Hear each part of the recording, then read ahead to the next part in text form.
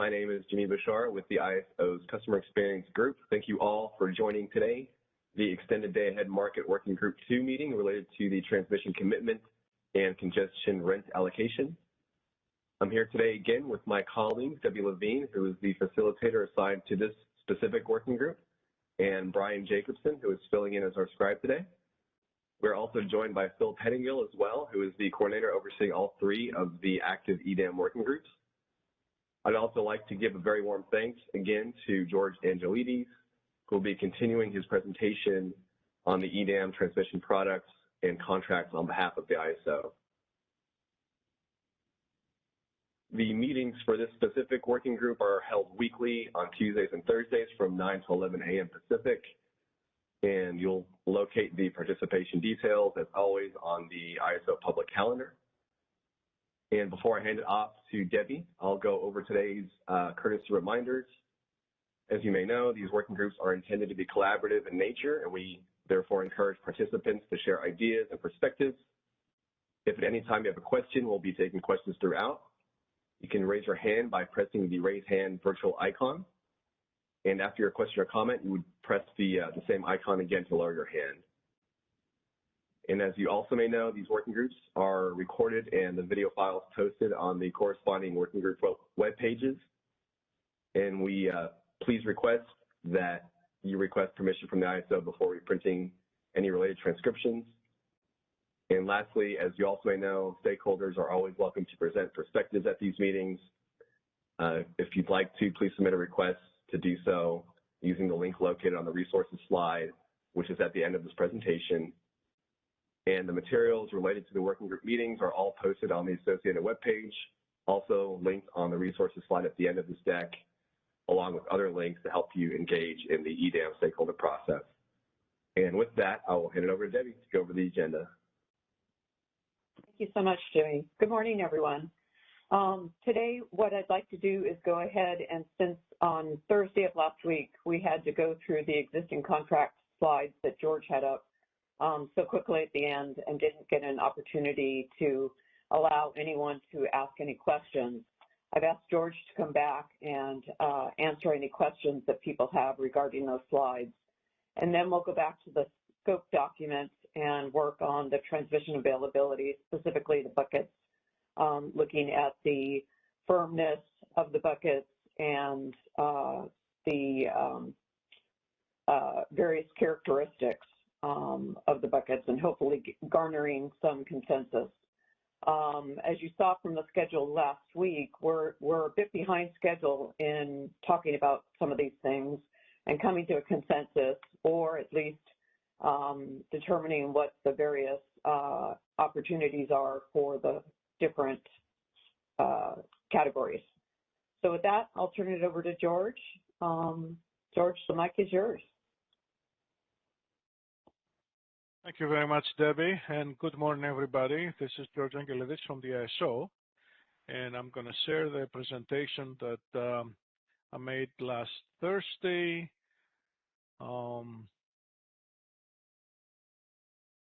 If I can get a confirmation that is viewable. Yes, it is, but there's some gray stuff in the right side of the slide. Okay, let me try this. Gray boxes. Is it still showing or is it gone away? Nope, you're perfect. Okay. Oh, all right, back again. thank you. Oh, well, okay, let me minimize it. Okay. All right. So these are the last three slides of the presentation from last week that they were on the transmission contracts, and I described how the current ISO functionality supports transmission contracts for the ISO market currently, but we can leverage this functionality to extend it to EDAM BAAs and, if necessary, to EIM BAAs and EIM, because it can be used both for day ahead and real time. And essentially, we presented the necessary information that needs to be registered in the master file to identify these contracts, their type, and all their attributes. Basically, source and sink, the contract path, whether there are physical and or financial rights, the entitlement for how many megawatts the contract is good for and how it even changes from 1 hour to the next. So it's more of a dynamic element. And also the expiration of the contract, if it's only in the day ahead or if it carries through in real time. Then we described, and I'm going briefly through this because you saw them before, and I'm going to open to questions afterwards. So we validate these contracts. Essentially, they're exercised by submitting a self-schedule associated with a specific contract, and we validate, make sure that the resources that are submitting the self-schedules are registered under the contract, and for the appropriate capacity that does not exceed the allotted capacity for the contract at the resource level.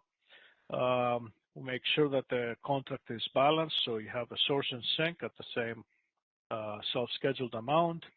In real time, we use load meters because there's no load schedules. And we make sure that the contract is within its entitlement and that it has not expired if it is in the real-time market, the submission. And in the last slide, we described how the contract can be exercised or not. So these are the options of how the contract can be used in the market and afterwards in settlement. So in a simple way, you can exercise a contract by self-scheduling on it. So you have to schedule to exercise the contract. Schedule on both sides, both on the source and on the sink in the day-ahead market. And they have to be balanced, those self-schedules, as I mentioned earlier. If the contract path includes a transfer, if it's going across BAAs, then we want to use this contract to adjust the resource efficiency evaluation requirement of both BAAs on either side. So for that reason, a bucket one transfer must be declared in the day-ahead market associated with this contract. And a scheduling limit must be submitted for that bucket one transfer that essentially will indicate how much transmission is released on that transfer, which should match the self-schedule on the source and the sink. So that ties the source and the sink together, going across BAAs on an intertie path that is part of the contract path for the schedule, for the transmission contract. And then we will take this and we will use it in the resource efficiency evaluation. Another option is not to exercise the physical or financial right and participate economically in the market. So instead of self-scheduling these contracts that are associated, these resources that are associated with the contract, you can bid economically and participate in the market economically. So you're not exercising your right under the contract in this case. You participate economically. If your contract path includes a transfer, then it's advisable to also release the associated transmission capacity under a bucket 2 or a bucket 3 transfer now, so that essentially this capacity is available for you to use unless you're economically displaced in the market. So in the first case where you exercise your contract, essentially the contract provides the perfect hedge or a hedge for your schedule if you have a financial right, because it gives you back the transfer revenue that is collected as you being the entity that makes the transmission capacity available in the market. So whatever, let's say, congestion cost your schedule is seeing as a result of the settlement, the transfer revenue compensates for it, right? At least on the transfer. In the second case, that you participate economically, If you are not economically displaced and you get to use the transmission capacity that you release as a bucket 2, let's say, then again, the potential for collecting transfer revenue on that transfer provides a hedge for your schedule. And if you're economically displaced, then you will collect that revenue. And you don't have a schedule because you're economically displaced. So you have that option. And then the third option I list here is if you don't want to exercise the right, at least in the day-ahead market, then you don't submit bids, you don't participate in the day-ahead market, and you don't have to release the transfer capacity under bucket 2 or bucket 3. As we said, this is optional in EDAM. Only the first case you have to declare the bucket 1 transmission if you're actually exercising your contract, because we want to use that in the resource efficiency evaluation. So if you don't want to, if you don't have a contract for resource efficiency evaluation and you don't want to exercise your rights, you can stay out of the market. You can reserve the transmission capacity from EDAM by not releasing the transfer bucket 2, say. And you have the option to do that later in the real-time market, where you can participate in exactly the same way like I described here for EDAM. So that transfer capacity is reserved and then can be released in real time where you want to exercise your contract perhaps at that time. So these are contracts that involve some transfer.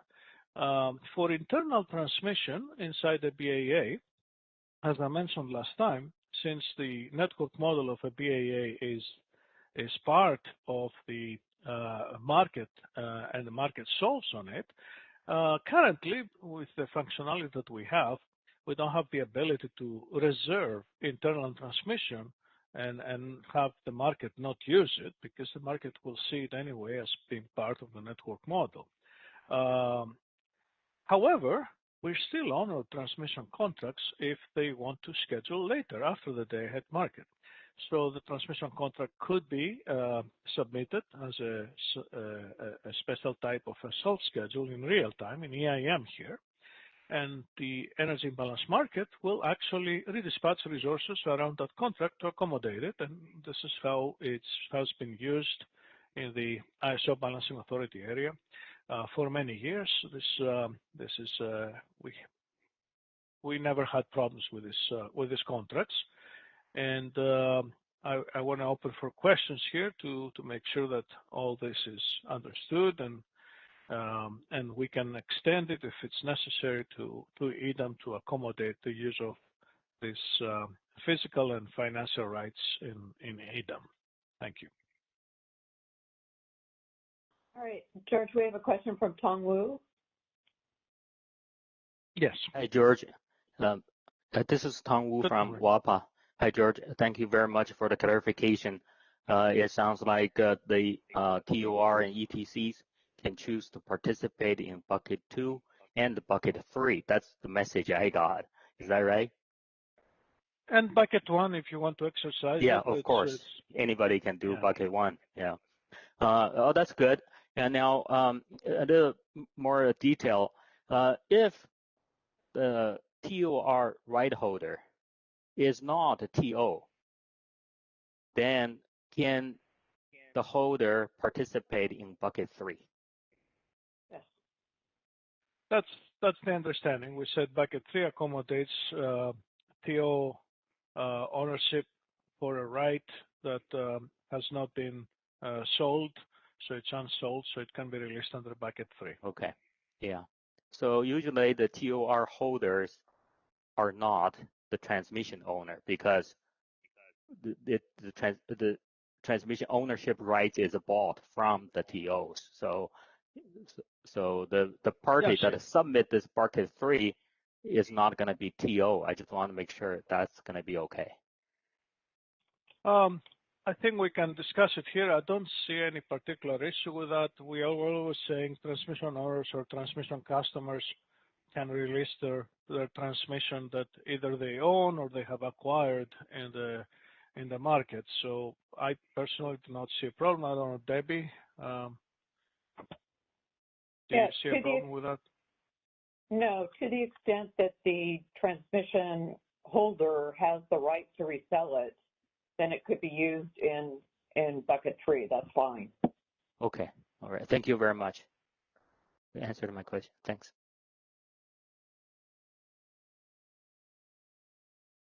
And next we have Jeff Spires. Yeah. Good morning, George. It's Jeff Spires with PowerX. Thanks for walking through this presentation, and especially this last couple of slides again, just to kind of understand how you're thinking this might work. Just some thoughts on this and some feedback. I think, generally speaking, fully understand that some information is going to need to be put into the master file to set up EDAM transfers. And if I kind of draw the parallel to the EIM, where you would register your ETSRs so that you can enable the transfers to then occur between BAs.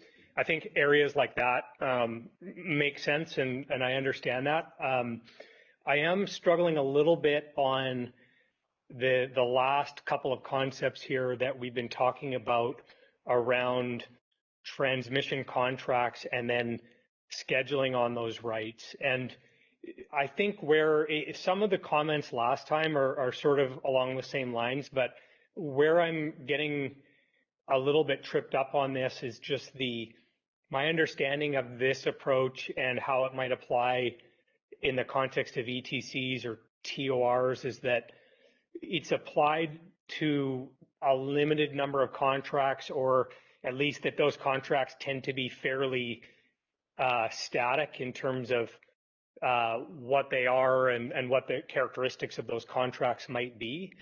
And when I contrast that to the activity in the traditional OAT world, there are a lot of things that are changing on a short-term basis. Like from a transmission reservation point of view, you can have entities making those purchases on a longer-term basis, but also on a shorter-term basis, daily and hourly, for example.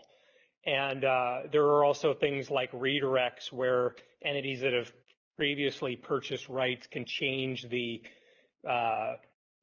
contract path that those rights are on, or even resell those rights to other customers, et cetera. And then you add that to the fact that those underlying contracts have different priorities. Some might be firm, some might be varying types of non-firm.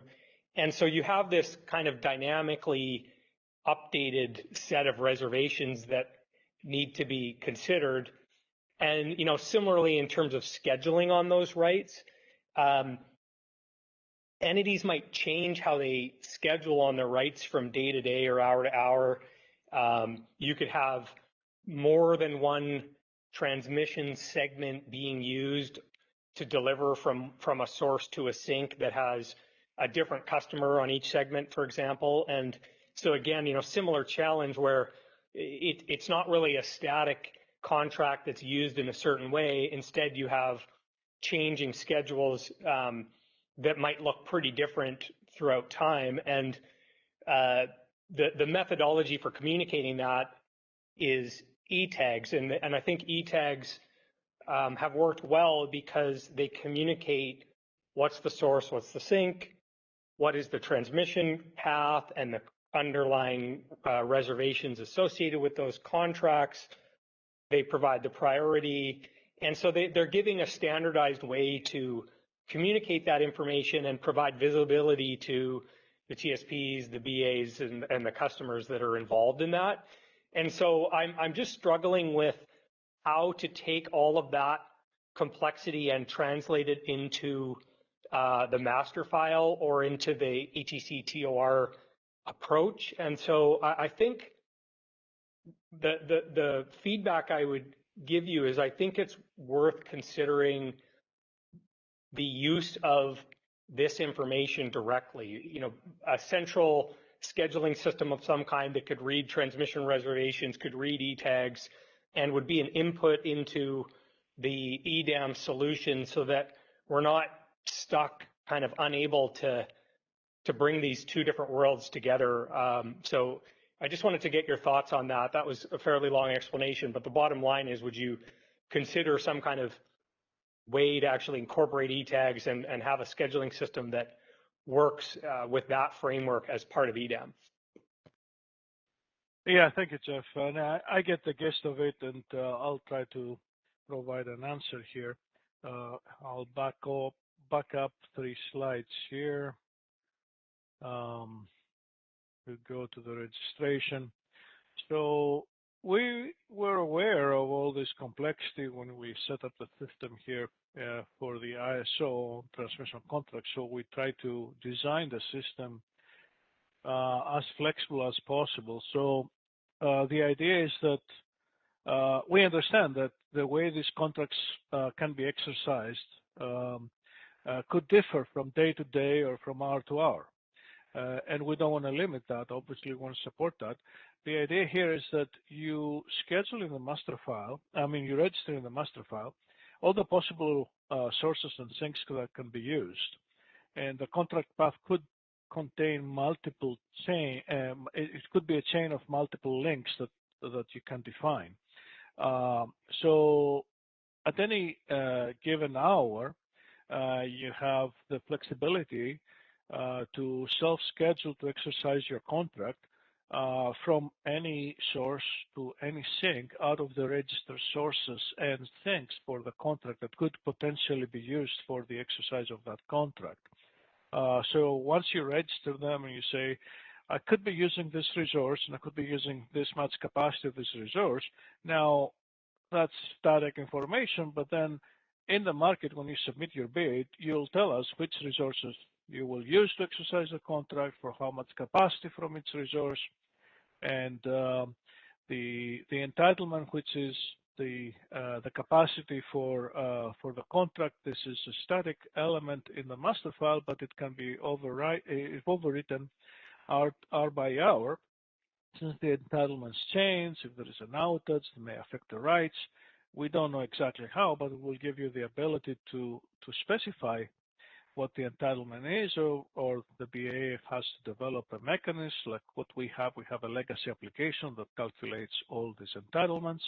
As long as we get this information in the market, so of a dynamic nature, as I mentioned, then we'll be able to model the exercise of the contract in a flexible manner.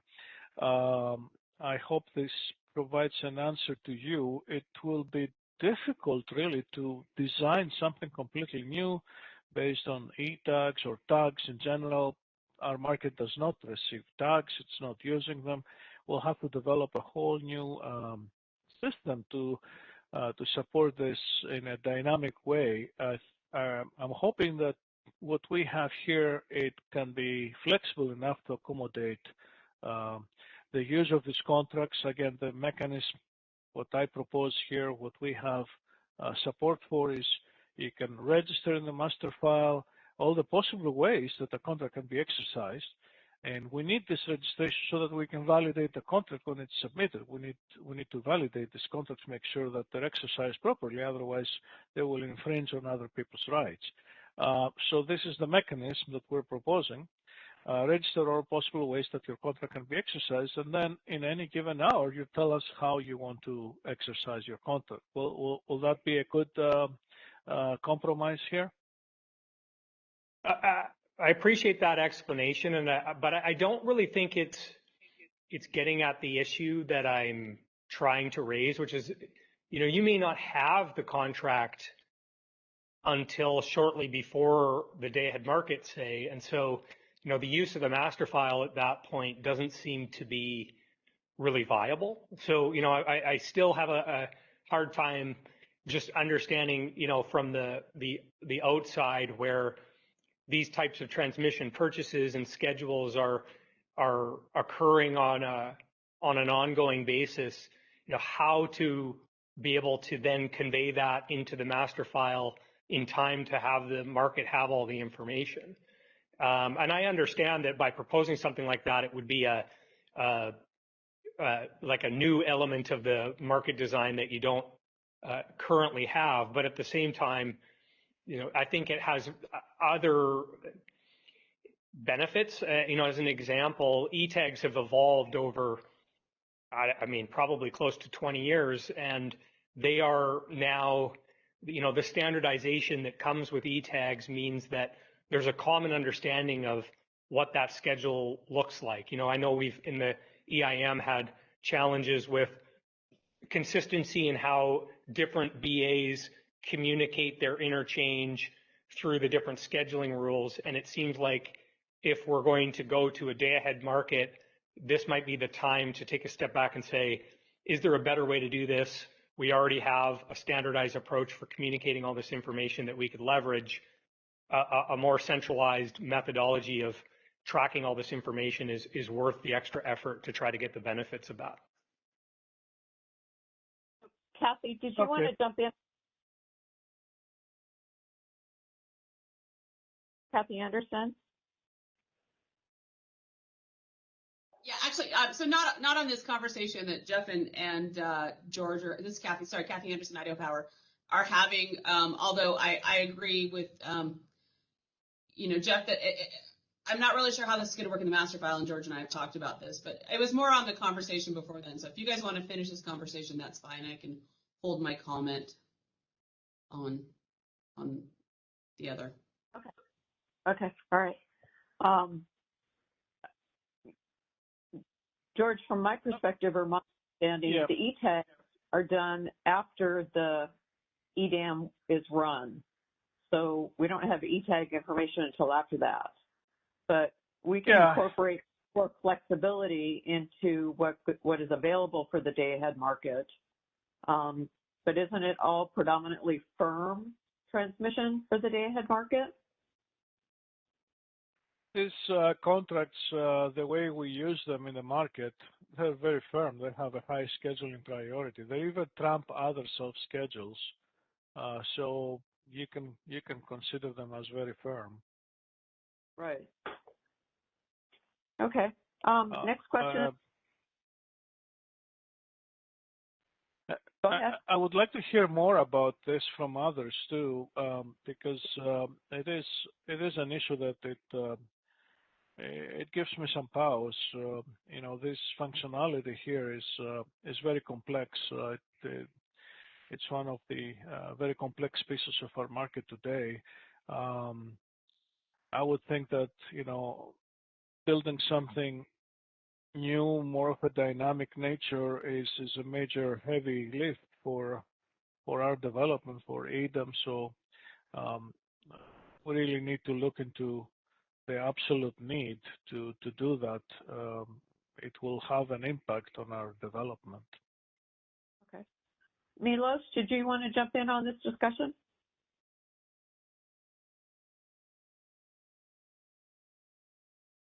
Yes, this is Milos with the California ISO. And thanks, Jeff, for the question. Just wanted to see if make sure that we're all on the same page, at least understanding what Jeff, you're noting, and maybe bridging, again, the gap that you're mentioning between the market and the OATH framework. What I think you're suggesting, Jeff, or recognizing is that, there may be different duration transmission products or transmission contracts or transmission reservations that parties may be able to reserve under the OATH framework. So you could have maybe a week-long reservation or a day-long reservation, depending on the timing.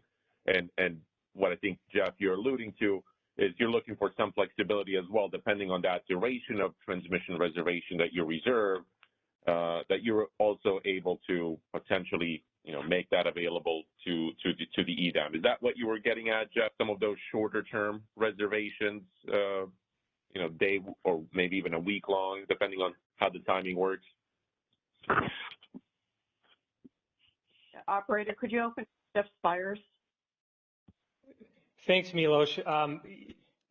Partly, yes. Maybe just the one minor difference I would say is I wasn't necessarily focused on whether or not those rights would be made available to EDAM. I think that's also, though, a question, and how do you actually do that? But even just how do you, like in the context of this discussion, convey that you have a transmission reservation with a given priority and that you're intending to use it. And in today's world, that occurs through e-tagging, for example, like I was saying, that gives those rights holders the ability to schedule on their rights and then provides the visibility to all the relevant entities about the nature of that transmission, et cetera. And so that was really the context for my comments around, you know, how do you do that and bring that capability into the design if the approach through the Masterfile is not dynamic to support that, or not dynamic enough, because I recognize there is flexibility through what George was describing, but in terms of, you know, I think there's a divide in my mind between how flexible a sort of Masterfile approach might be versus what we tend to see in terms of transmission purchases and scheduling that is in the e-tagging and OAT world is quite flexible. So I'm just trying to figure out how those two things come together. Yeah, no, I appreciate it. And okay, so it sounds like you're looking for, you know, how do you let the ISO know that you intend, to the extent you have a reservation, recognizing there are different durations, how do you let the ISO know that you intend to use it, and by intending to use it, meaning it's not necessarily available to the EDAM for optimization. Okay, and I think what George was kind of, okay, go ahead, sorry. And just to add, you know, like one of the complexities, for example, of that is that it might not just be PowerX, for example, it might be the transaction might include several different transmission customers on different segments of a delivery. So there's a transaction that occurs between a source and a sink location, but there could be 3 different transmission service providers in the chain to deliver across that path. And it could be that PowerX is the customer on one segment, but you have someone else on the others. And that might also vary from day to day. So it's just that's all I'm trying to get across, is there is a lot of potential. We support having different scheduling coordinators for the sources and the sinks. So it's not a limitation here. So you could have scheduling coordinator A scheduling a resource associated with this contract as a source, scheduling coordinator B scheduling another resource as a source, and scheduling coordinator C scheduling the sink. So I mean, we do support this kind of flexibility. Well, that and but again, the idea here is that you have some notion of some understanding about what potential contracts you can have that you may eventually exercise in the day-ahead market, and you give us the information to put in the master file, and this is helping us to validate when you exercise your contract. Otherwise, when you exercise the contract and we don't know what this contract is about, we're not able to validate it. How will we validate a contract if we don't have all this information? Submitting this information along with the bid, that's a lot of information to be submitted and processed. I don't know. George, isn't the transmission contract that you're in reference to here just for the transfers between the balancing authority areas and not at this point in time? I'm talking about transmission? It's more general. I'm showing also how this contract can be used within a BAA. It depends where the sources and sinks are. So you can have sources and sinks all within a BAA. So this is internal transmission that you have point-to-point rights, for example, that you want to exercise. And I'm just extending this to the case of EDAM, where maybe your rights extend on interties, and you have sources and sinks of different BAAs, in which case you have a transfer in between. So I'm trying to paint a general picture here of how these contracts could be defined and exercised in the most flexible way I can think of, except the on-the-fly dynamic definition of all these contract attributes. That's really hard to do. Okay. Let's go to Callie Wells. Hi, this is Callie Wells with WPTF. Actually, that discussion just kind of spurred a couple more questions. And I guess my first question, it might be more for Jeff, just so I can understand the concern. Is part of your concern actually what George just mentioned at the end, is that using a master file approach might not be able to capture those, I think George, you said on the fly or day-to-day contracts that can be acquired? Is that part of the concern? Hi, Callie, it's Jeff here. Yes. Okay. Okay, because I think that was something, that was brought up last week too, that Masterfile approach has kind of this somewhat static nature to it, so it can't fully accommodate all the contracts that transmission customers can acquire in the OAK framework. But okay, so that answers one of my questions. But my other question, George, was you just mentioned that you're talking about this registration kind of more generally, which kind of extends to internal transmission. And I know we haven't really talked much about internal transmission, but I thought I saw on a couple slides, on the last slide you stopped on, that you mentioned that transmission can't be reserved for internal BAAs. So I'm trying to reconcile the statement you just made with the last bullet here on this slide. So can I guess the Masterfile be used to reserve transmission internal to a BAA and EDAM? So the Masterfile information gives the attributes of the contract so that we can validate it when it's used. I think you're asking a question if the holder of the contract of the rights does not want to participate in the day-ahead market, whether they can reserve the transmission associated with that contract to be used later. And what I'm saying here in this last slide is that this can be done for the transfer if the transfer is part of the contract path, because release of transmission capacity under bucket 2 and bucket 3 is optional, as we have said here in this work group. So if you don't intend to exercise your right, you don't have to release the transmission, you can release it later in EIM.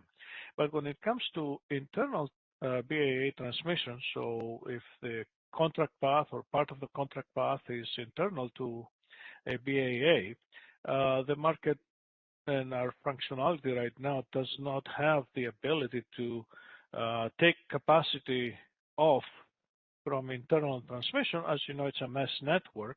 The contract path is a concept that we use for the support of the rights, but the way the market solves for the power flows and schedules resources, it's all physical, based on congestion management is based on shift factors.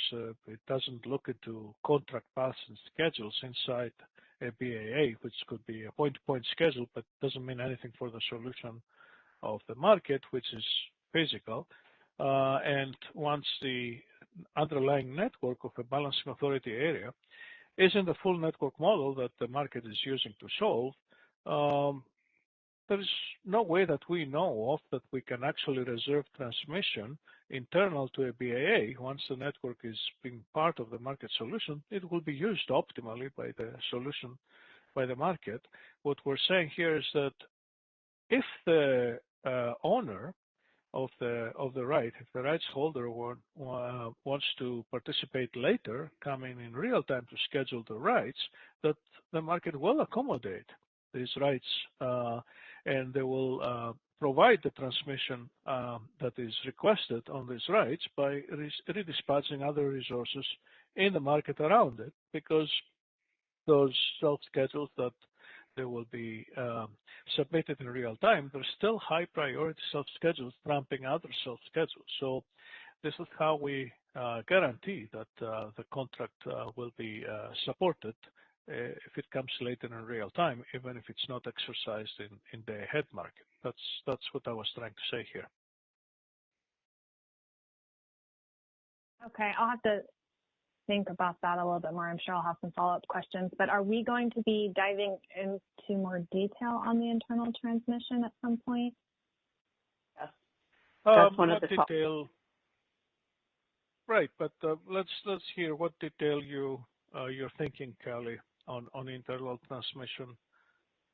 Just in terms of, yeah, I understand it's a full network model, and at one point in time, you guys were going through, I think, a second phase of the full network model implementation that kind of got put on hold until EDAM. First, I was going to ask where that effort stands and if that is now part of EDAM and at what point in time we'll be talking about improving the full network model. But I guess a bigger picture question is how is it just all the transmission is turned over to the KISO to model in the EDAM? How do third-party transmissions play into that picture? So just kind of getting, I guess, a bigger picture discussion of the internal transmission. I think we've talked mostly on the transfers, though, just kind of providing that full picture.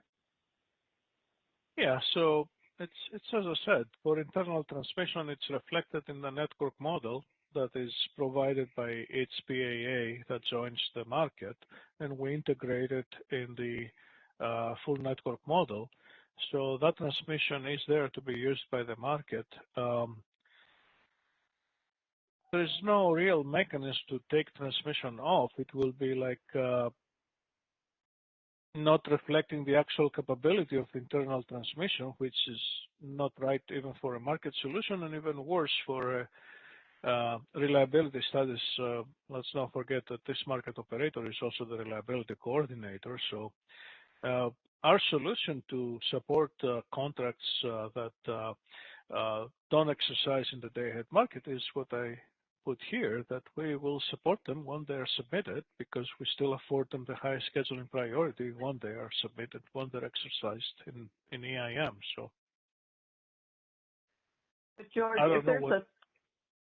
if there's a third-party utility within the EDAM balancing authority area, are we incorporating their transmission in the model, or is that just going to be a bubble that just has imports and exports into the bubble? We had situations in EIM where a utility is not joining EIM, although the BAA does.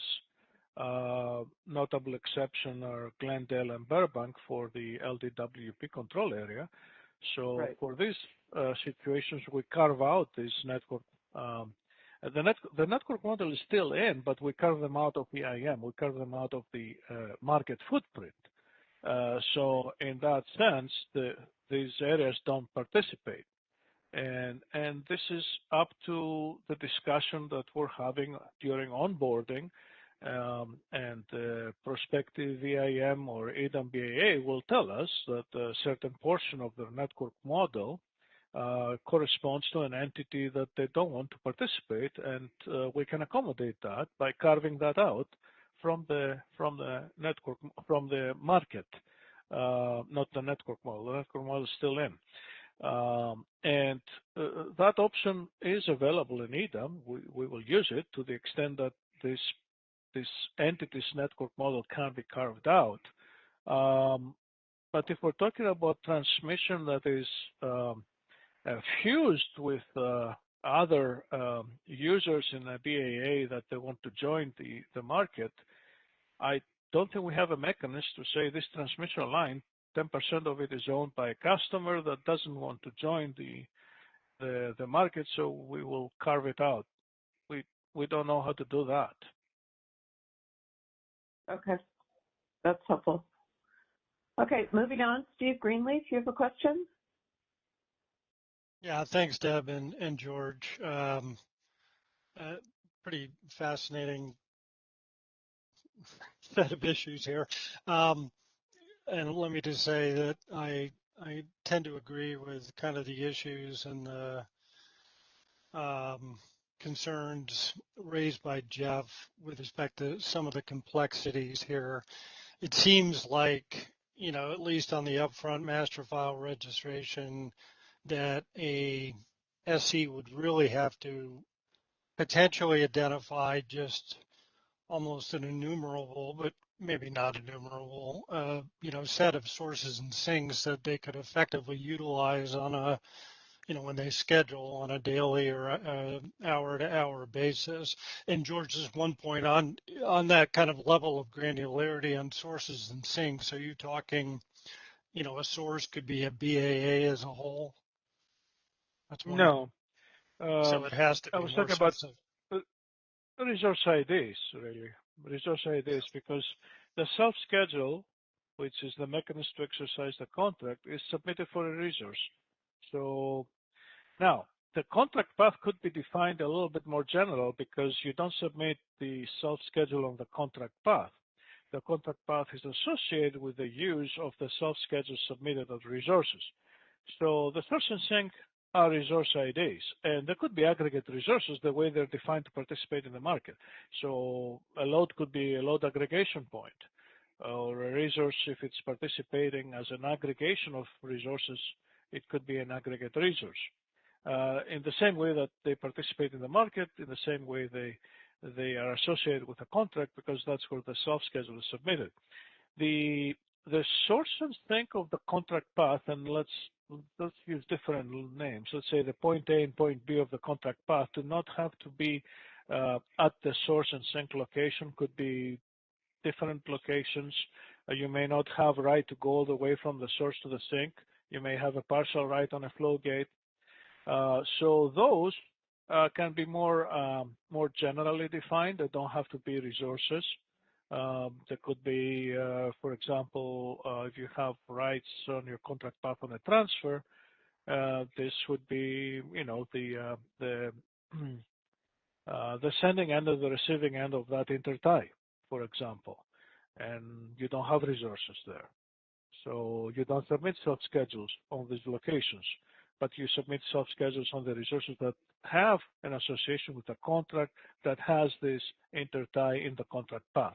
So there is a level of abstraction that provides some flexibility. I was trying to explain that to Jeff. Yeah, and it'll take a while for it to sink in with me, I think. I appreciate that answer. I got to think through that a little more. And I think Debbie and Callie and went kind of the same place I did also, versus BA to BA versus, or BA to BA transfers versus internal.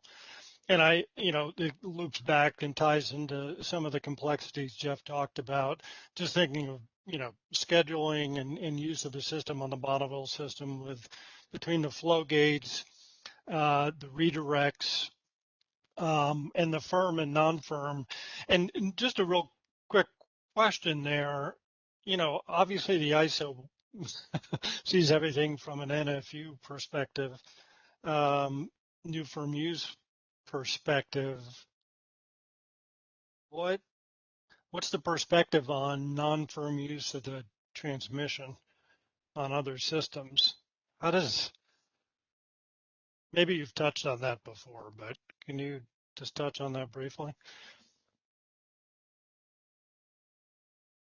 Well, what I will say, Steve, is that we do have different levels of this high scheduling priority for those contracts. So I think we have 7 high priorities for existing transmission contracts. So you have some ability to structure these penalties to match the firmness of the transmission, but this is only when we're talking about the scheduling priority and what comes first and what comes second. And again, all of this beat any other self-schedule, so we never had issues in the past. They're always scheduled. And from that perspective, after a schedule clears the market, from a market perspective, this is a firm schedule. So it becomes a balancing area responsibility to honor that schedule. Let's say we have an export that it clears the market. Okay, there is a difference between low priority and high priority exports. Let's talk about the transfers. So if we have a transfer export, that becomes a responsibility for the balancing authority area to honor that transfer. If necessary, to spin for it, make sure that it's there, it's firm. And this is part of the principles that we set up for EDAM here, that the transfers have to be highly reliable. right? Yeah, and it's a little clearer to me on the BA to BA transfers. What I'm talking about is really kind of non-firm use. So the internal Bonneville system, if you redirect, and just how that, and I guess maybe it is a question or an issue of getting slotted into the right scheduling priority bucket, so to speak. Right. So I appreciate that, but yeah, I'm just, well, here's a one specific question. Just, throughout the West, I mean, there's a lot of people doing specified source transactions for a variety of reasons, but obviously a lot of it tied to, carbon-free transactions and whatnot. So there could be somebody who's got internal rights in a BAA, wants to schedule that, self-schedule that. It's internal. Of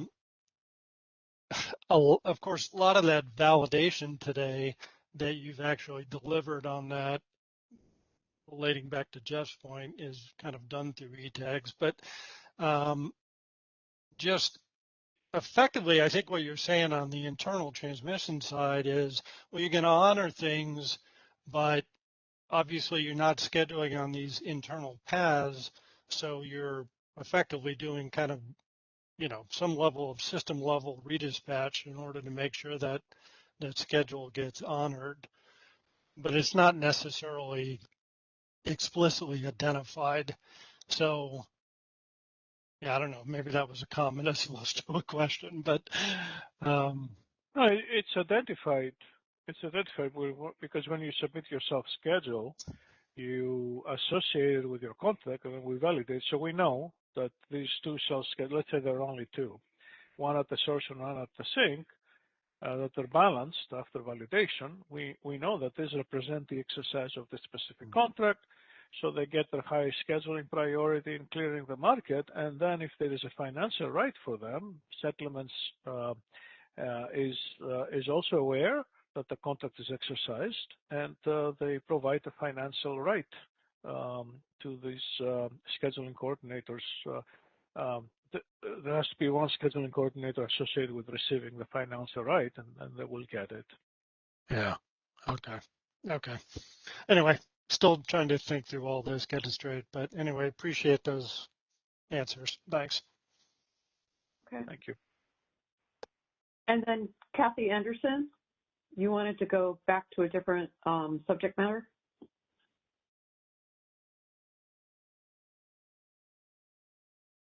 Oh yeah, that's fine. I actually just emailed you. I think I'll just say that we need to be careful about when, people are talking about, rights and, resell, ability to resell and things that we're differentiating between someone that has maybe some kind of grandfathered right where they have ownership-like rights as opposed to somebody who has oat rights when you start talking these different buckets. So I would just kind of bring that to foremind, especially given, WAPA's conversation.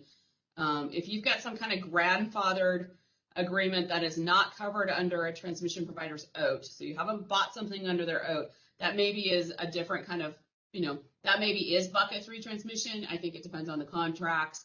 But if it's oat scheduling rights that you have purchased, that is not bucket 3. You are the transmission customer, and that's bucket 2. So that was just my clarification as we talk about some of this stuff. Yeah, Kathy, in Tong's case, what ends up happening is he's in reference to the California-Oregon Transmission Project, which is actually a joint-owned line that WAPA operates. Yeah, that's fine. Thanks. Yeah, I appreciate that's why they're different. Yeah, and they would be available for bucket 3. Right. Yeah, and I agree with that. I just wanted to make sure we were clear because it isn't clear in my mind because I don't work with WAPA or work for WAPA, so it was just kind of making sure it was kind of clear in everybody's mind that in his case, yes, but not just somebody that has oat rights. That would be different. Correct. Yeah, that's why I tried to clarify it to the extent that they have the right to resell it. Having worked with WAPA on the COTP for decades now, I kind of know that back of my hand. Yeah, and again, the right to resell, again, non-oat rights, right? Because oat rights have the right to resell as well, but it's just those kind of, a different outside of oat agreements, I guess, is kind of where I'm leading. Yes, gotcha. Okay. Kevin Smith, did you want to jump in with a comment or question? Sure, Kevin Smith, I appreciate Kathy's clarification because I was thinking about that too, because we have multiple within bank, we have multiple entitlement holders, but I think the issue gets down to being TSP with an oasis, and if I'm posting ATC, that can be made available as bucket 3, whereas Kathy's differentiating if I've sold third-party transmission, then that's bucket 2. So I think that clarification is important. Okay, good point. Milos, did you have a comment on this?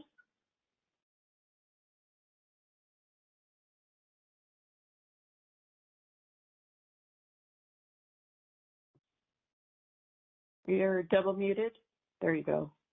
All right. Yes, this is Milos with the ISO, and I just wanted to clarify along the lines of what Kathy noticed. I don't need to repeat that, but I wanted to raise a question. I don't know if it helps here in the discussion that we just had on transmission being made available. And I wanted to see if we're all kind of clarifying the roles, and I wanted to get some input from other entities as well. But in making transmission or notifying the ISO that transmission is available for optimization, and let's just talk about transfer just for ease of the example.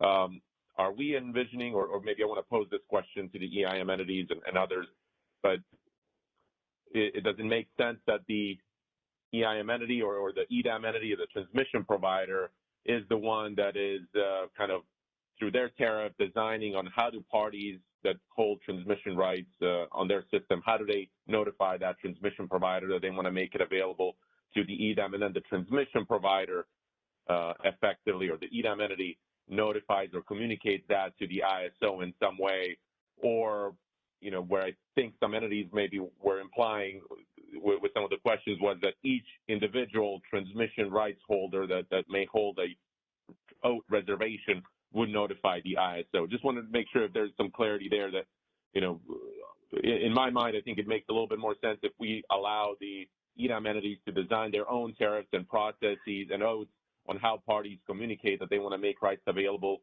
to the EDAM, and then the transmission provider, collates that and notifies the ISO in some way, whether it's through the registration or Masterfile. If we need to provide some additional flexibility, we can look at that. Or, are parties envisioning that it may be better if individual transmission rights holders are communicating with the ISO? I think the first aspect of transmission provider and EDAM entity communicating that to the ISO makes sense, but I want to make sure there's no confusion of that, or if somebody has a different perspective, they can share it.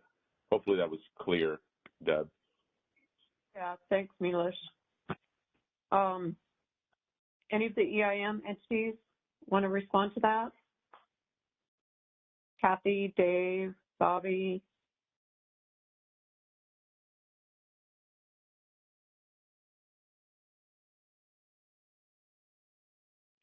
And if it helps, I'll just note the example is, let's say, I'll just pick on Kathy from Idaho, but she's got multiple entities in there that have certain transmission rights that they want to make available to the EDAM.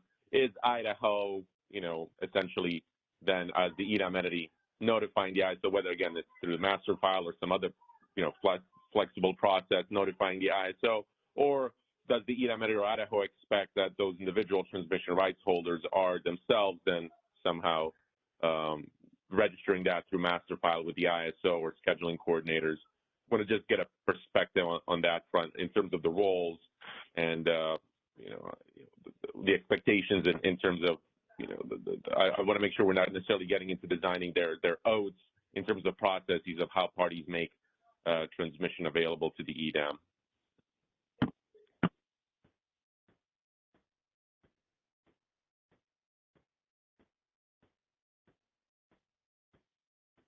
Dave Rubin, did you have any thoughts on that?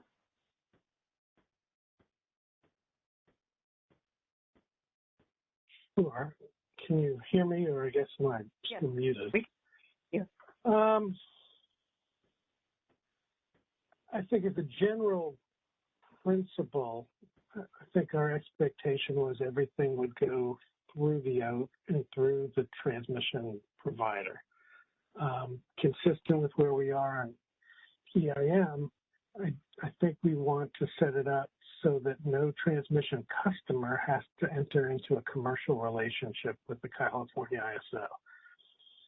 That having been said, and I apologize because I'm sort of lost by a lot of today's discussion. I mean, I think we're getting to good places on what we've been calling bucket 1 and bucket 3 with the clarifications that I completely agree with from Kathy and Kevin, that bucket 3 is just firm ATC and nothing else. Bucket 2, in my mind, I think we are still not sure on what it is and whether we're going to be trying to maximize it being released or whether we're going to treat it more like non-firm today, where if it's not scheduled, we just use it and redispatch it. So I sort of see 4 options. You know, option 1 is where I think the principles were, which was the expectation that if the customer didn't use it, it would be given to the market for redispatch. And obviously the advantage of that is it maximizes the no-cost transmission that is available for the market's optimization. Option 2, in my mind, is similar to where we are today, and that is if the customer doesn't schedule it, it would then be released, but it may be released or even added to the bucket 3 so that the other customers who have paid for the transmission system would receive a revenue credit if it was used as bucket 3. And again, to me, that's at least consistent with today.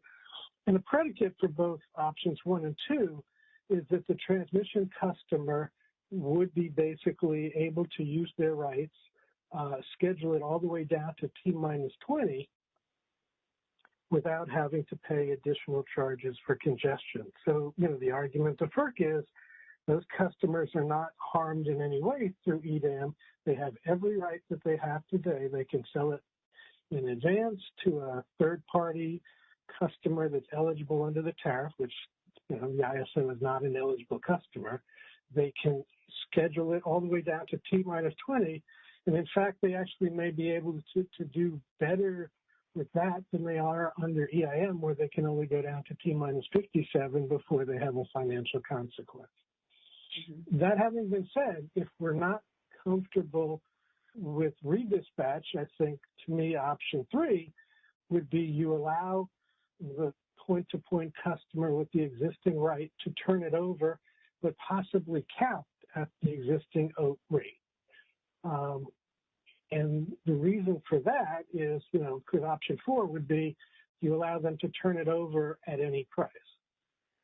What begins to concern me, at least with regard to the any price, is the notion of, are we going to get into, I'll use the term withholding of transmission from what would, you know, is today the bilateral market and would be needed for resource efficiency tests by letting folks market price that transmission on a, you know, a day ahead basis. Certainly, and similarly, it concerns me the notion of turning transmission over the ISO a month in advance, a week in advance. I don't see there's any reason for that because, again, I'm more concerned with maximizing what's available for existing bilateral transactions that may be necessary for resource efficiency. So I think before we start getting into whose tariffs and what we do, we really need to get some clarity on what bucket 2 is. And if we're doing it for redispatch, I think we're solving a lot of Georgia's issues on existing rights and nominations. On the other hand, if not, then the question is, if we're carving out sort of our existing paths, that may be about all we can do. I don't know if we're going to be able to carve out every possible type of secondary dispatch on our system. Right.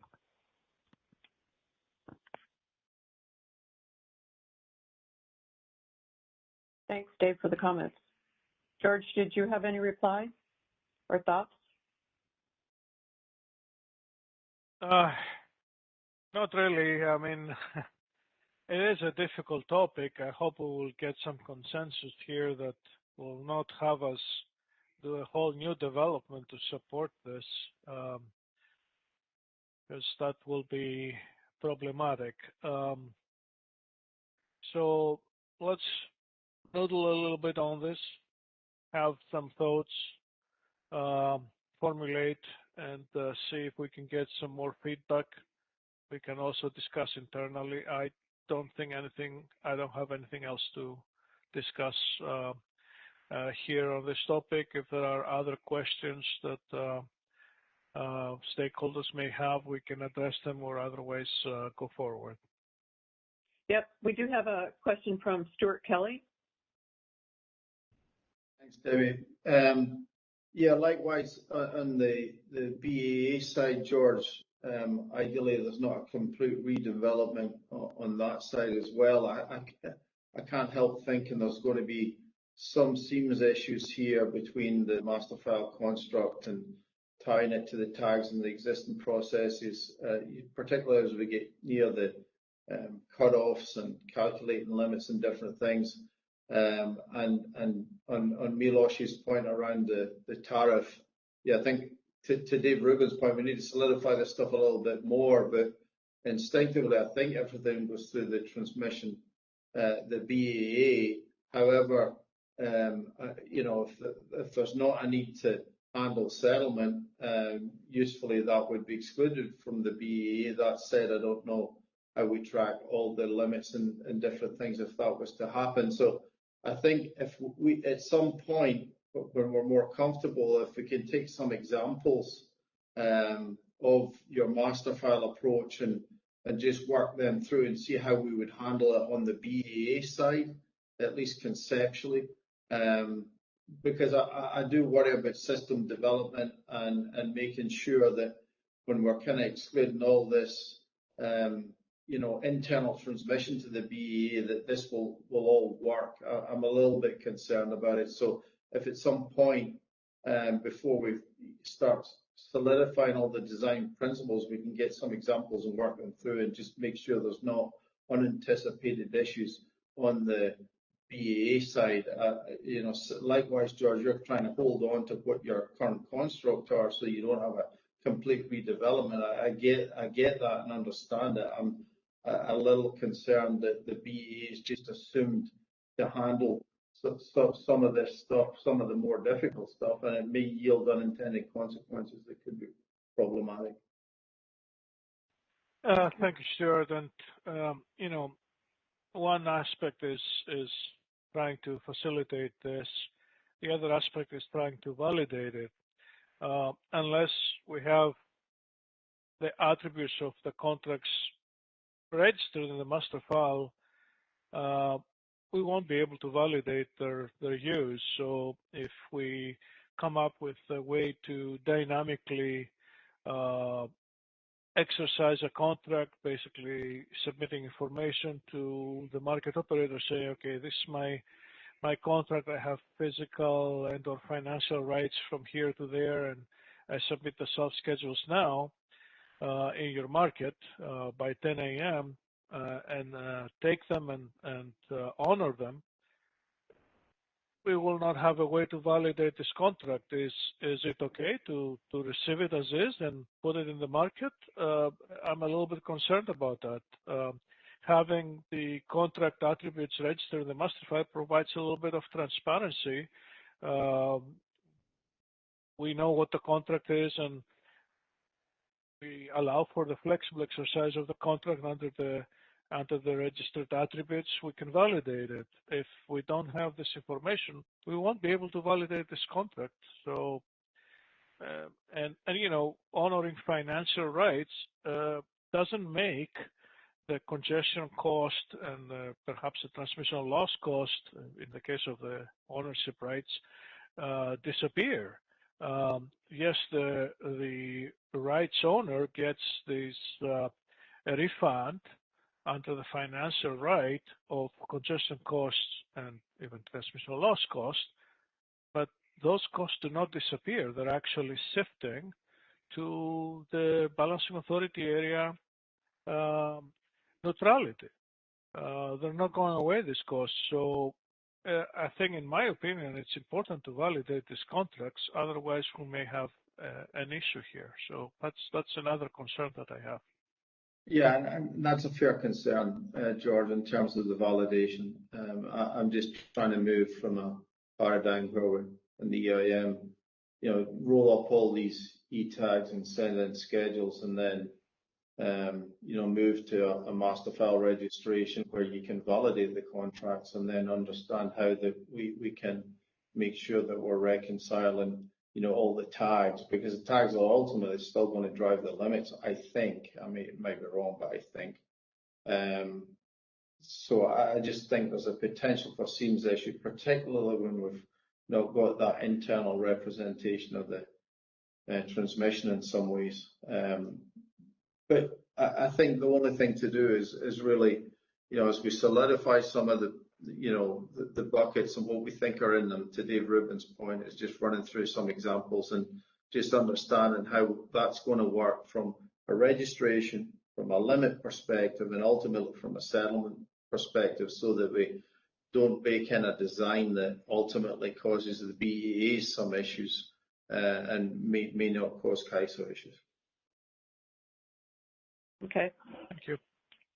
Thanks, Stuart. Question from Perry Servino.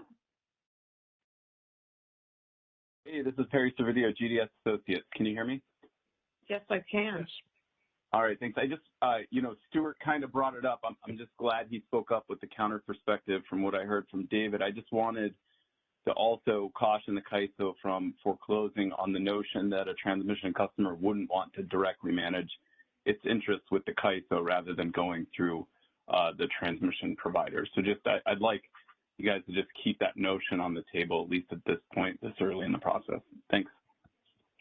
Okay. Yes, Perry, and maybe I can answer this. In a previous slide in this presentation, where I was describing how transfer revenue is collected, I gave out different options for who is a scheduling coordinator that can register those ETSRs, which are basically the mechanism that the market sees a transfer. It could either be the transmission customer for that transfer, or it could be the EDAM entity, and then the EDAM entity can take the responsibility of handling the transfer revenue, or the market operator can have a direct settlement with the transmission customer when it comes to allocating the transfer revenue. We can talk about these things when we start discussing the transfer revenue allocation. So we do see the usefulness of being flexible in this, and I hear David's comments about insulating transmission customers from this process, and we can accommodate that.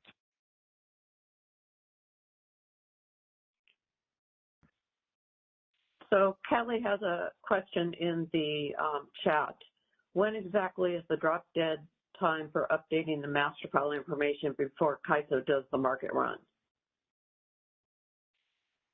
I think, loosely we kept saying that it's a 7-day lead time for the Masterfile information to be registered and become available to the market on production. I'm not exactly certain on the exact timing. We can get back to this question. Okay. All right, great. Well, thank you so much, George, for taking the time to come back and answer the questions. Greatly appreciate it. And now, Martin, if we could go ahead and switch over, and I'll bring up the document if you could let me share.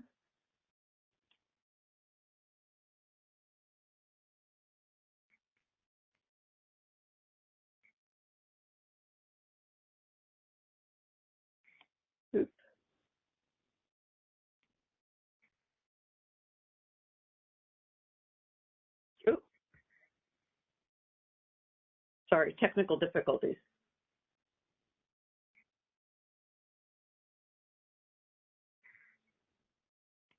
Okay, let's do it this way.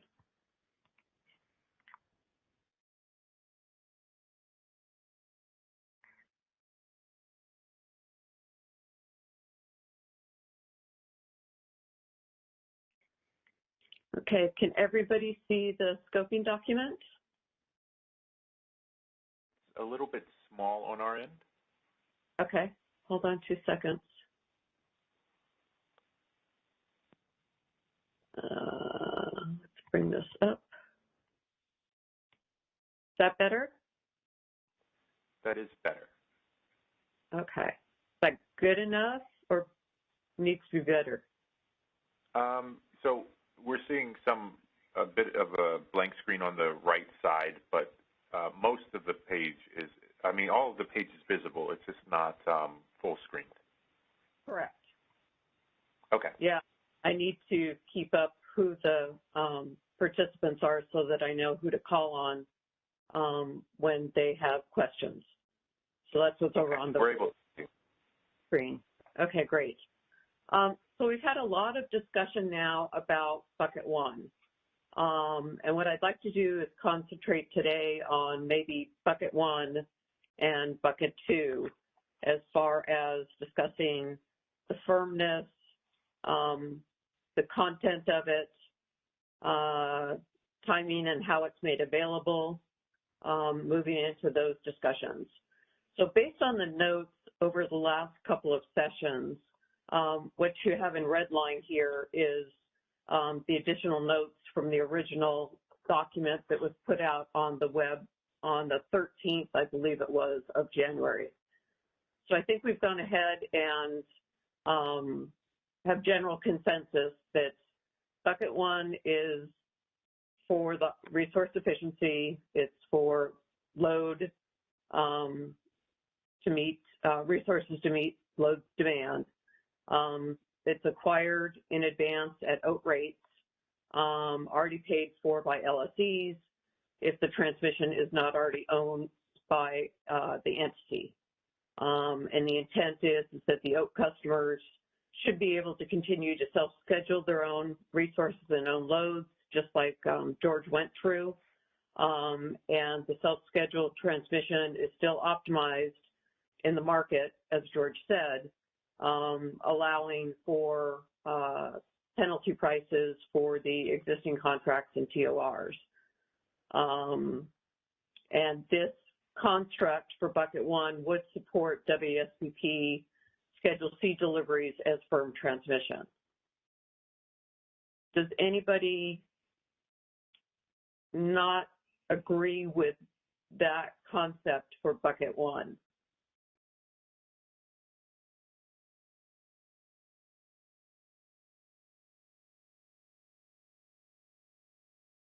Okay, let's move on with bucket one. So bucket one transmission, what George was saying was that it would be made available to the market at 9 a.m. in order to ensure that it gets into the market model with any outages and any changes in contract rights. And 9 o'clock is the time that we do all of that information, so it's available for the 10 o'clock close of the market.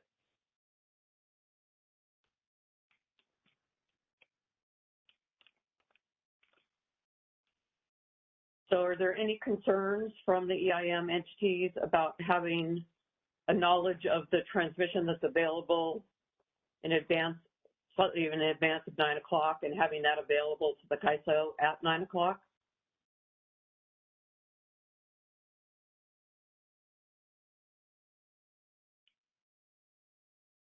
So let me ask the Southwest entities, SRP, APS, any concerns with that?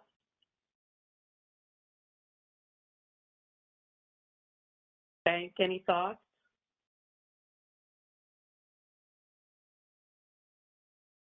Did Debbie, I'm sorry, I missed that. Did you say bank any thoughts?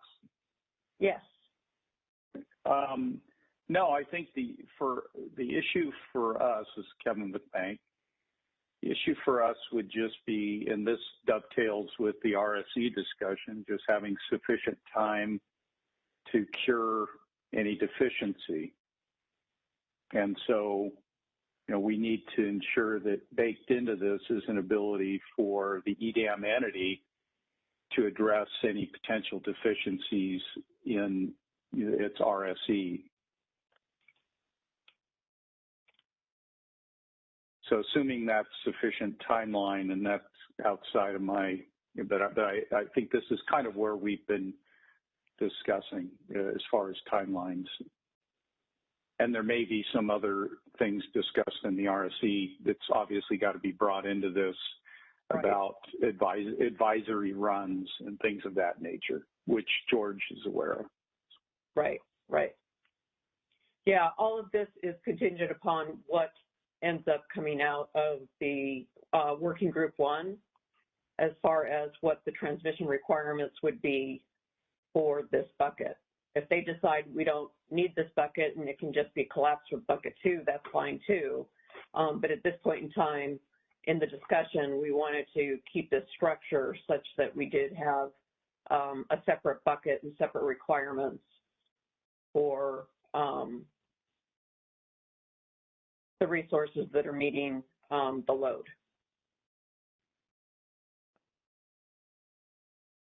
So Dave and Kathy, any other thoughts from Nevada or Idaho on the requirements for bucket 1? Milos, did you have a comment?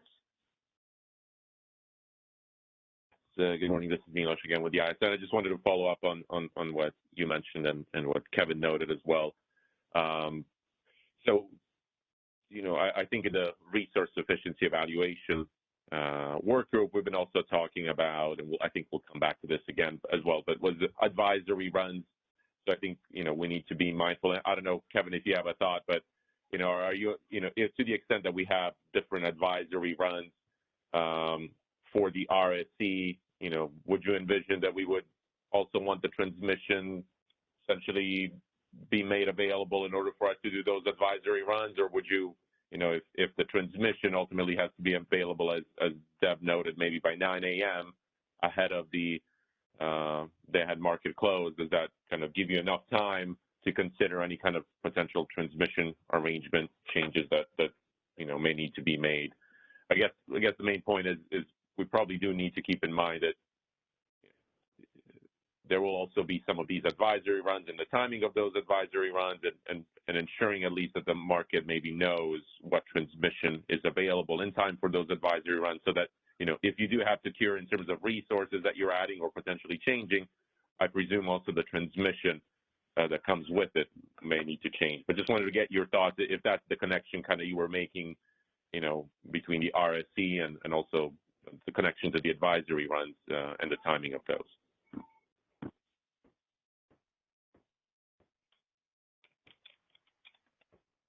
Kevin, did you want to respond to that? Yeah, I think I understood what you're saying, Milos. I think there's a relationship, obviously, between bucket 3 and when that ATC unsold capacity would go into the market, which we were thinking is around 9 a.m. And then there'd be that lockout. So that would provide the CAISO the ability to kind of see what's in the market as far as transmission and be able to effectively have a better idea of feasibility, because it would be able to test that, I'm assuming. So that's where the 9, I think, kind of converges because of bucket 3, which is going to be part of overall, the optimization and what actually is. But again, maybe I'm confusing things because bucket 1, we're not running an optimization in the RSE.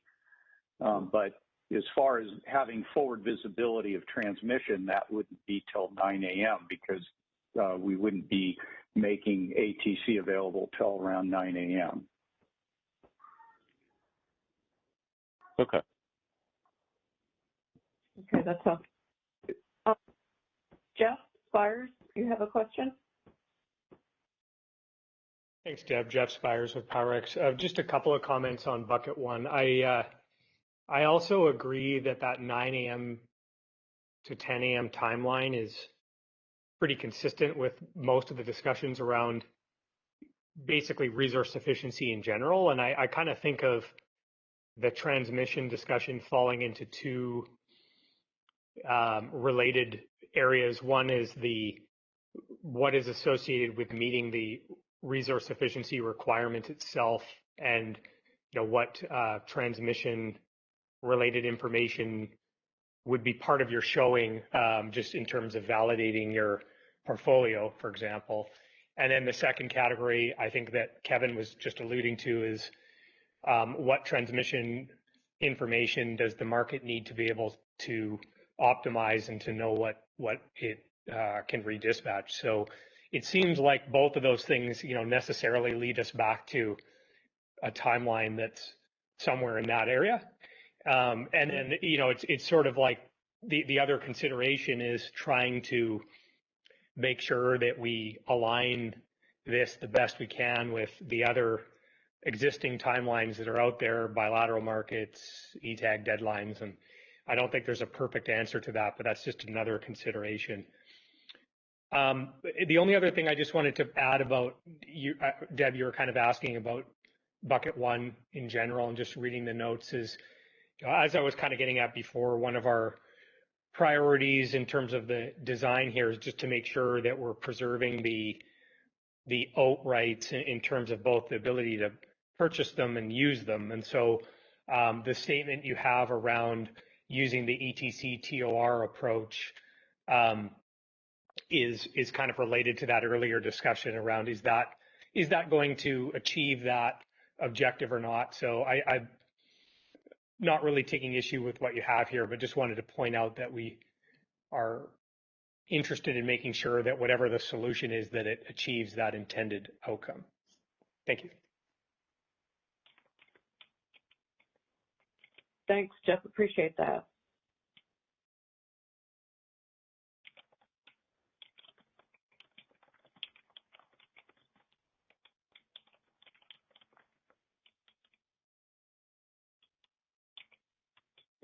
Okay, Connie, did you have a question or a comment?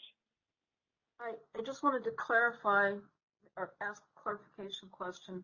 Since it says that this transmission is typically for external resources, this would only apply to network customers whose resources are external to the BAA and not network transmission that is delivering resources to network customers within the BAA. Am I understanding that correctly? That's correct. This is when we were talking about transfers between the BAs. Yes. That's what we're looking at, is between the BAs. So obviously, either the load or the resource has to be in a different BAA. Okay, thank you. Yeah. That helps. Okay, great. So I think we have a consensus. Obviously, we'll come back after RSC figures out what RSC is going to do and adjust this as needed. But I think we have our first consensus on what bucket one is going to do. So let's go down to bucket three, because bucket two is going to get, I think, a little muddy. The good news is that I do have James Lynn from the CAISO teed up on next Tuesday to discuss the transmission revenue distribution, and he's got examples that include usage fees for bucket three and how bucket two is, why it doesn't, the proposal is to not have a usage fee for bucket two. And so we can go ahead and talk about that. I think that will help shape our discussion for bucket two a little bit better. So let's jump down to bucket three. So as I noted here, the bucket 3 is transmission voluntarily made available, typically unsold oasis at the start of EDAM, or, as Tong pointed out, a transmission holder if they have the right to resell the transmission. And then it's used as the last resort in optimization because it is paid a usage rate and congestion rent if applicable. And congestion rent, in essence, I have it up in the discussion for bucket 2. So congestion rent, just so everybody's clear, is the congestion component of the LMP for the nodal pricing in the market. So this bucket, obviously, because it costs more, is going to be used as a last resort. The simple option is each OAT can have up to the OAT rate, as Dave had outlined. Potentially, there are a large volume of these transactions. If the EDAM entities determine there should be various rates, then we're probably going to need to go with some type of consensus between the EDAM entities that's agreed upon with their stakeholders as to what the various rates can be. I would imagine that the OAT rate that's been approved by FERC is the maximum amount, but if somebody wanted to discount the rates, maybe that's a possibility. But there is a desire to have a charge that does not prevent economic optimization.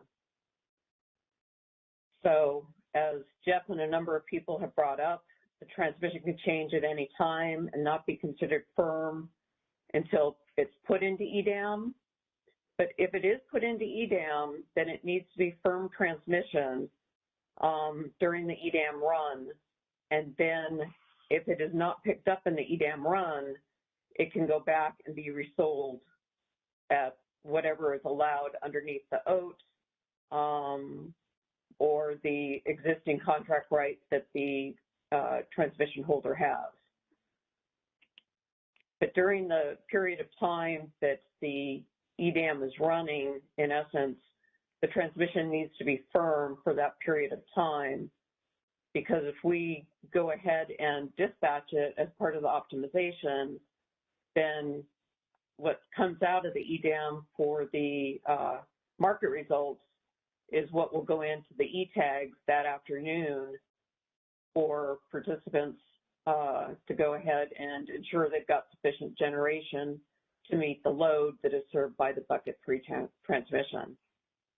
Does anybody from the CAISO want to expand on the understanding of bucket 3 or any of the EIM entities?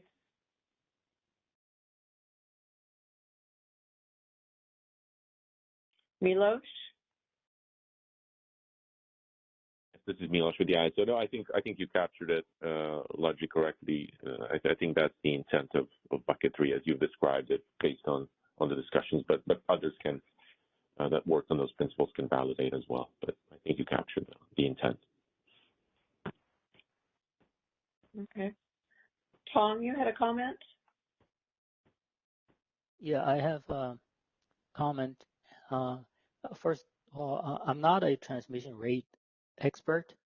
I just went to a website the other day. I looked up a FERC order, 739-A. This FERC order is about lifting the cap for transmission reassignment. So I don't know if by that order people are allowed to bid above their rate, old rate or whatever, contractual rate. I don't know if there are other experts who knows better about this order and to comment on whether this is relevant or applicable here. Yeah, Dave, could you help us out on that one? Sure. I think it's a question that I think Steve Greenleaf raised earlier. FERC has, as just indicated, lifted the cap for customers reassigning their previously purchased rights. So right now there's no cap on that. I think it was Order 890 that did it, but wherever it existed, I agree there's no cap the way it used to be limited to the oat rate itself. So that's the cap on the oat rate for resales? Correct. Okay. You know, there are obviously issues on discounting, and again, everything that we sort of say here is a lot of it is sort of taking the oat world as it exists under the pro formas and FERC's orders today, with the knowledge that a lot of this needs to change if we implement an EDAM. But at least today, we can't sort of selectively discount a path. So if I'm discounting a path in EIM or EDAM, I'm discounting it all over the place. And so that could be a concern for us as the transmission provider. And again, I think your discussions of bucket 3 and the prior calls we've had on it capture all of these well. But I think our at least initial thought was to use a FERC-approved rate in bucket 3, and ours, our hourly non-firm rate hasn't changed much, I think, since 2013. So it's not something that changes, hour by hour, day to day by any means. To use that, that is sort of a way of simplifying things that lets each OAT, or at least each transmission provider who could participate in EDAM have a bit more control over their own transmission rates with the oversight of their regulators, as opposed to an additional complication, which would be to try and do some sort of standard EDAM-wide rate, through the ISO tariff that would bring in all sorts of complications about how do you establish it, how the revenue is allocated. This, I think, is a much more straightforward way, at least, to get the market up and running and see how things go.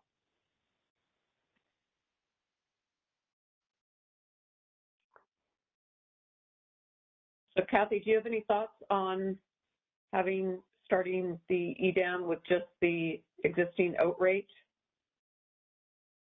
and not allowing for various rates?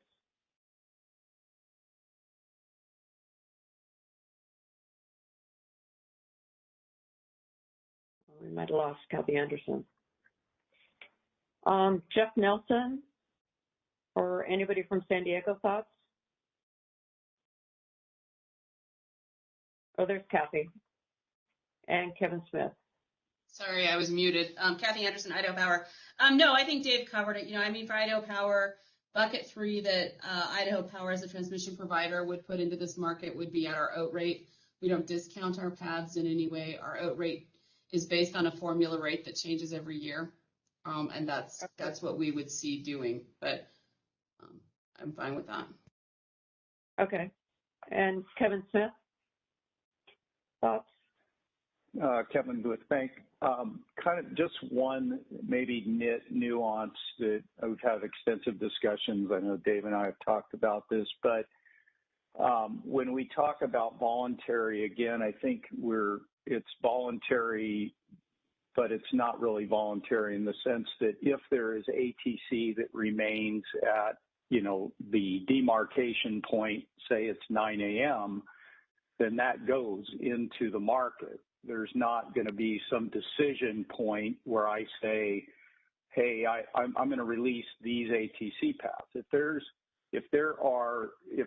think you're getting my point. If there's transmission available, at least from our perspective, it goes into the market and it removes this potential for the TSP to withhold or strategically withhold. It's just kind of an automated thing. Okay.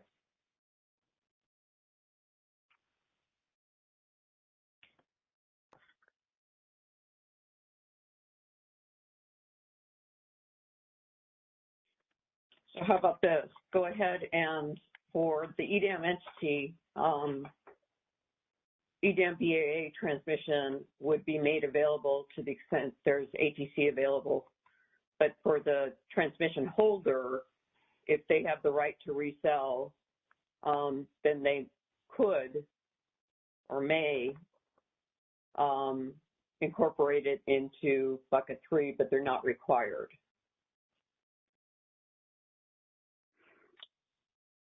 I just to be clear, if I have transmission on an Oasis, whether I'm a holder of a right, if it's ATC that I market, and so let me use SMUD as an example with ATC on COTP, they own an entitlement to that transmission. That if there's COTP transmission that has not been sold, it will automatically be placed into the CAISO's optimization at the hurdle rate.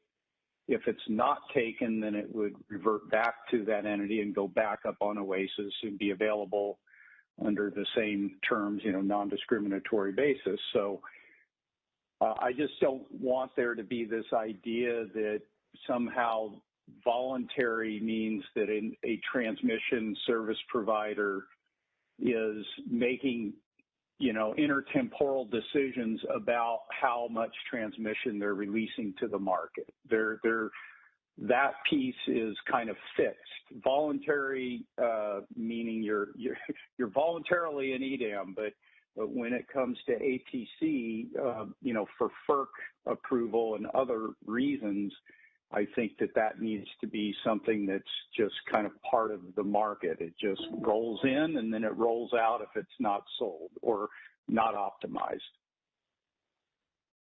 Okay. All right, Debbie, the other point, in my mind, bucket 3 is only the transmission provider. There's no reselling. That's a bucket 2 concept. Yeah, I agree with you, David. Bucket 2 is firm point-to-point that has been sold previously. Bucket 3 is firm ATC that has never been sold to any customer. Only. So in that instance, how do you handle the COTP? So where the right holder is the transmission customer, and not the transmission service provider.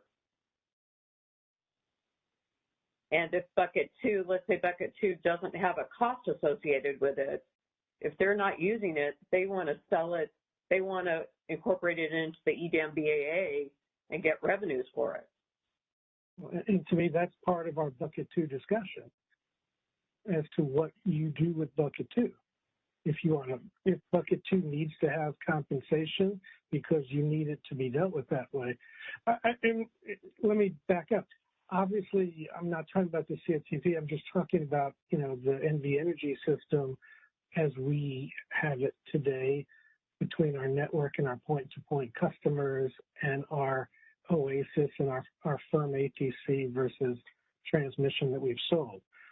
The whole picture of bucket 3, as we've done it for the last 3 years, has just been this is transmission that the transmission provider hasn't sold to anyone. Now, if we need to do a special, process for COTP or other complications on the Northwest system, absolutely, we need to talk about that and come up with a way to do it. And I don't think we have to be wedded to these 3, but it complicates it for me because this is not something I expect to see any of my transmission customers involved with. To me, that's only bucket 2. Okay. But my transmission customers, just to be clear, are not my OAT holder. The OAT and the Oasis and the ATC posting is done by the service provider. And so if I sell that transmission to a third party under my OAT, then it's bucket 2.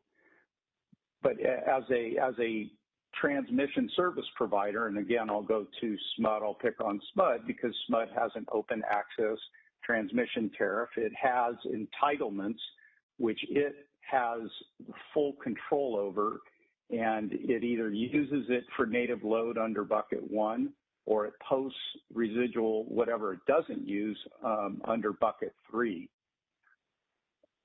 Or it could have its own owned transmission, not something that has an entitlement, but either case, it's transmission that it would have available under its open access tariff and would be part of its OASIS posting, and that ATC is available to the market. I don't want to get this too confused.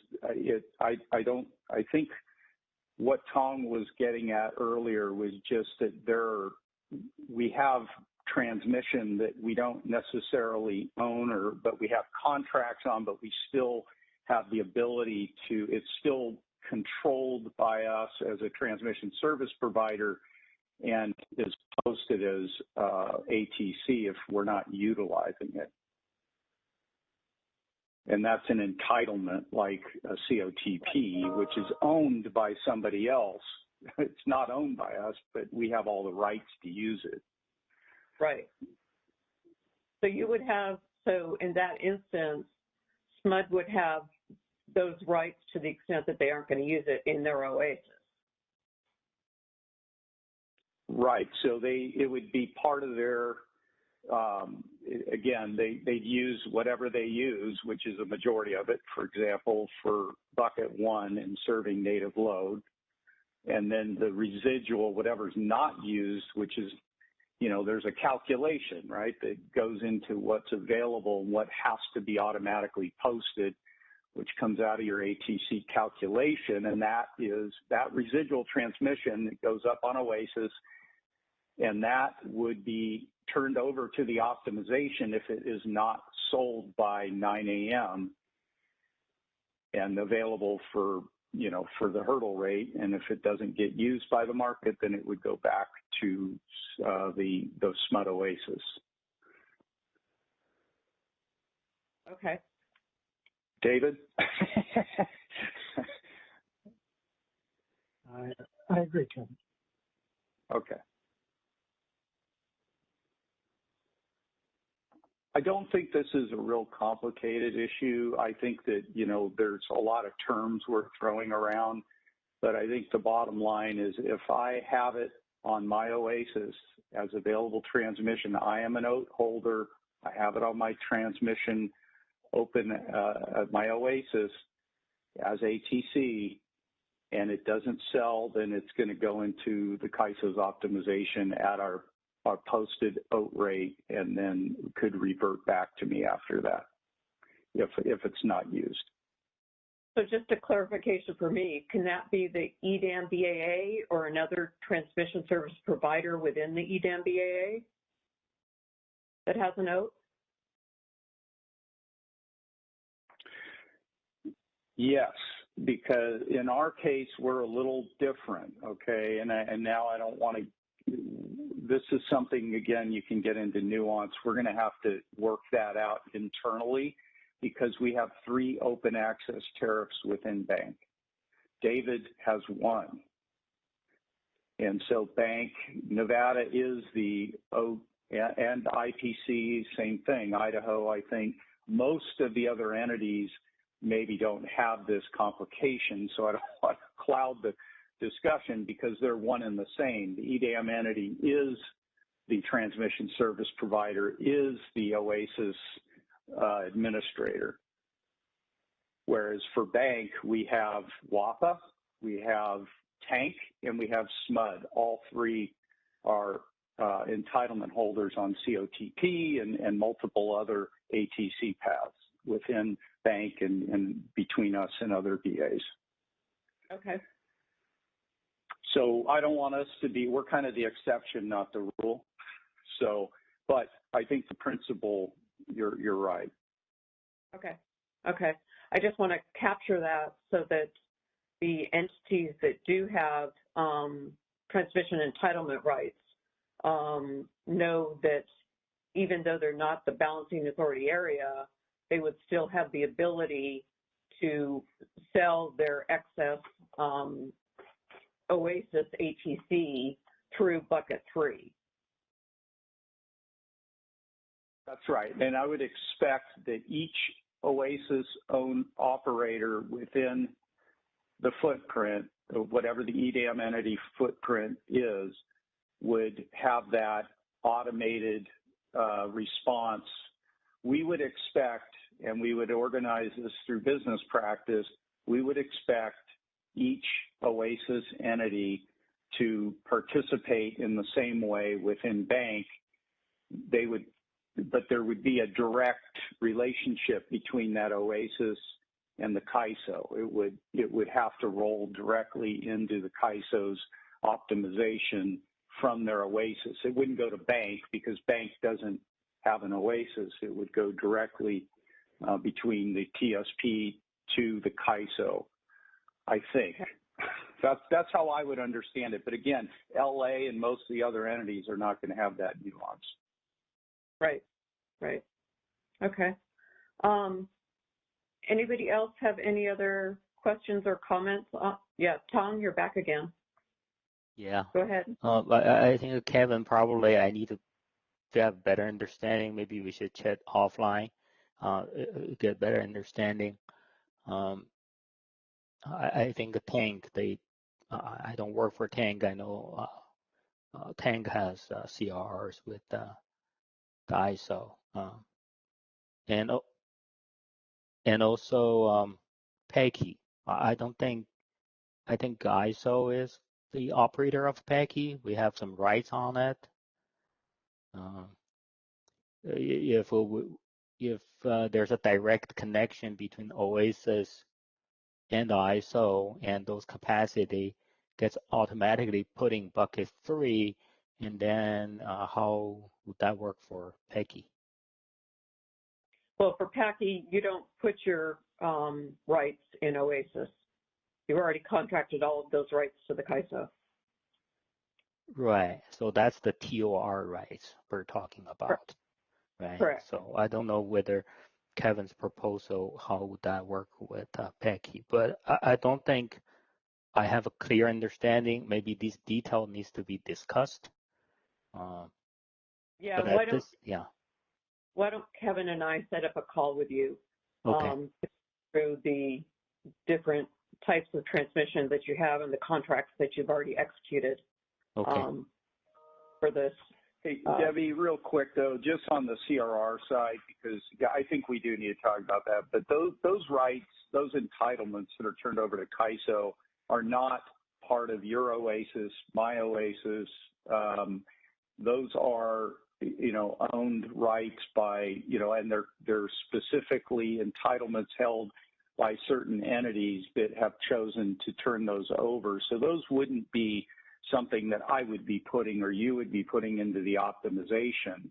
But again, let's take this offline because we're kind of unique here. Yeah. Yep. Okay. Ellen Wolf, do you have a question? Yeah, I do. Thank you. I've been really enjoying this conversation and thinking back to last week too, and some of the discussion about the economics of this, and even sort of thinking ahead to bucket 2, although I know you're not there yet. I'm just curious about the mechanics of this. Are you thinking that these rates would be something that are captured on the level of the master file, for example, a la what George was talking about this morning? Or is this more of a field that will be offered each day by the TO that has a rate that could adjust potentially if they had adjusting rates?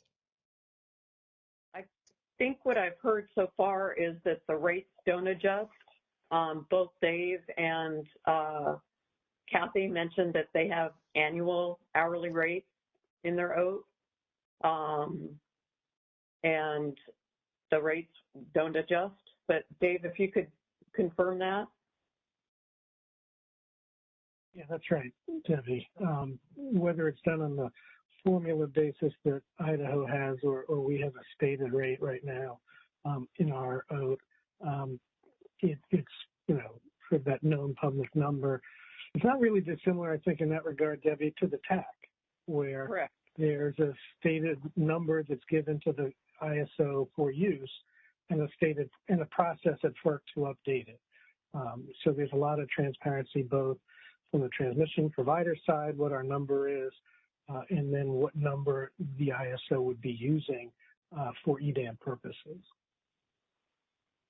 So then that would suggest that you're thinking you could capture in a master data file sort of structure because it would be relatively static. I guess I just am thinking about whether that would be overly limiting to something. I do, and again, I think we're talking about bucket 3 now, so I think that one in my mind is likely to be stable if we take this approach. Certainly, don't want to take off the table yet on bucket 2 some of the different concepts that have been put out there that may have more of a day-to-day variation to them and how that could be accomplished. Okay, so maybe just to plant that seed and we can be thinking about it as you build this out into bucket 2. Thanks. Okay. Yeah. Sure. All right. Callie Wells. Hi, it's Callie Wells with WPTF. I just want to go back to the prior conversation with Kevin Smith, and I just really want to confirm my understanding with what I think I heard. So what I think I heard is that for transmission owners that have ATC on Oasis that hasn't sold yet, by the time EDAM runs, it will automatically flow into the market will run, and if it's used, then it's no longer on Oasis for resale after that. But if it's not used, it's still on Oasis afterwards for them to resell. But my question is, I guess the nuance I'm trying to confirm is, are you saying that would also apply to third-party transmission owners within the EDAM BAA? Would they also be under that requirement to turn over any unsold ATC at 9 a.m.? This is Kevin. No. I think if you're talking about bucket 2, so let's use an example. Maybe I'm misunderstanding it, and I'll invite David or others to clarify as well. So what if I sell oat transmission to a third-party customer on COTP, for example, I'm going to keep using that. Point to point, we sold 100 megawatts, and that didn't get scheduled. I mean, that is a bucket 2 type transaction. They have the rights to that, and we're dealing with that under bucket 2.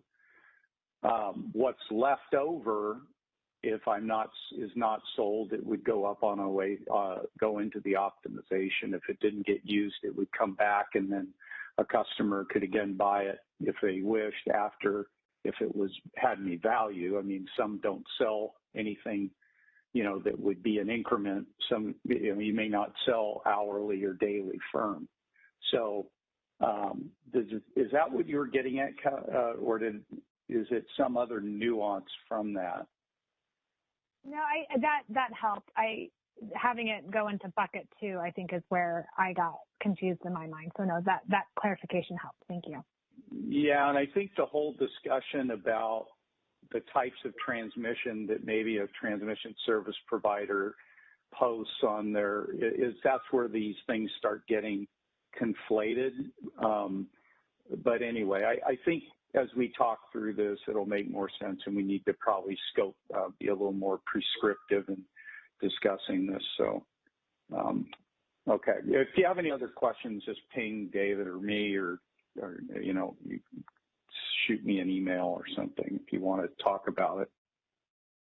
Okay, appreciate the offer. Thanks.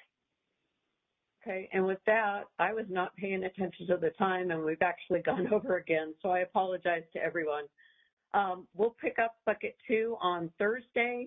As I said, we've got James Lynn lined up for next Tuesday to talk a little bit more about the costs with examples. Appreciate everyone's participation, and have a wonderful day.